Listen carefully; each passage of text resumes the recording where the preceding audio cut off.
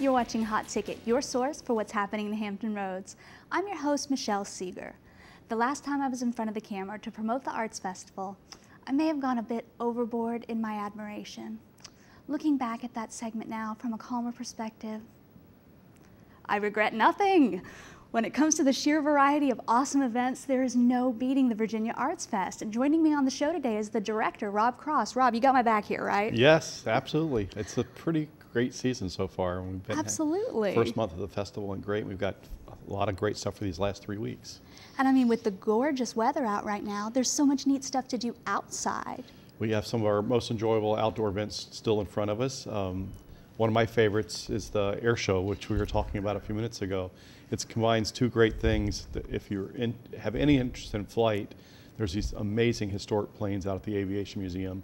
Then add great classical music. There's so much music in films, Broadway shows, and TV shows tied to flight and aviation.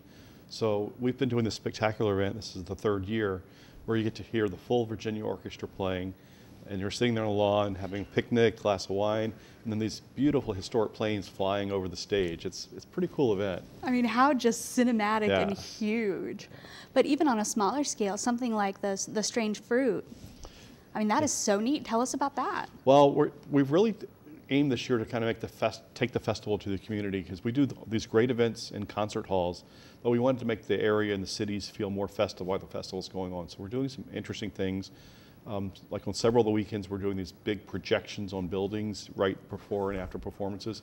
And the thing you're talking about, the Australian Strange Fruit, is these crazy Australians, and they're on these huge poles. So for the whole weekend of May 9 through 12, in front of Chrysler Hall, for any performances you come to in Chrysler Hall or in our building, the Robin Hickson Theater, pre and post performance, you'll be seeing this kind of avant-garde cirque type act with these athletes, artists doing this kind of thing up on big poles.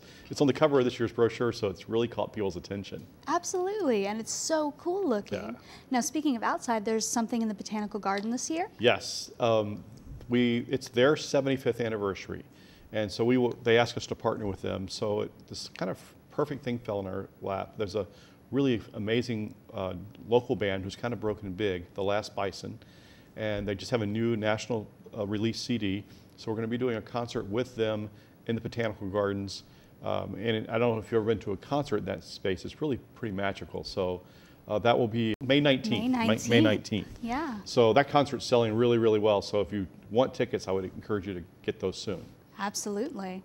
And I mean, the beer festival Yes. also outside this year? Yeah, that's one of my favorites because I like good beer. We're going to 2 days this year because of the popularity of that event. It's sold out the last 2 years. So you can go out there.